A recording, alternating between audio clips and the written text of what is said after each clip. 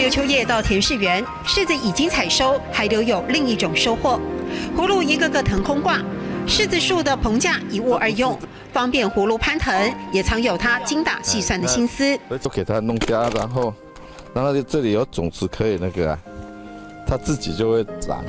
成熟的葫芦除了食用，刘秋叶会刻意用绳子或木板塑形晒干，这是他创作的材料。这可以雕刻了，画图都可以。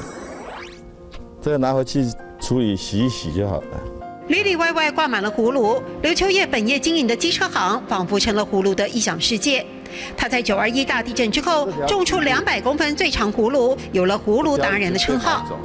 刮皮晒干的葫芦，无师自通，用试试看的心态创作，或雕刻，或镂空做成灯。它薄度要弄好，没有会像这样穿滚过去啊，它灯光才会照出来。或者用油漆和广告颜料彩绘，便宜的葫芦身价立刻翻100倍。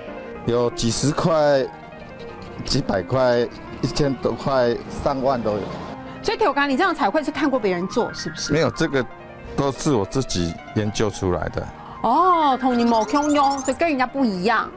要做样的亲手做啊。啊，这是都是大埔乡，都是亲手做的。那4县我们说独黑矮情愫周给。葫芦创作曾经送给2任总统，画家、艺术家向他购买葫芦素材，也吸引越来越多人来这里寻宝。对，这我拿出去展览的时候，里面装酒，大家都抢着要喝，都很得意啊，就是自己创造出来的，当然得意。做了30多年机车行老板，如今成了葫芦达人和创作家。刘秋叶给葫芦和自己的人生都创造出不同价值。童年无汹涌，独黑矮情愫周给。童年无汹涌，独黑矮情愫周给。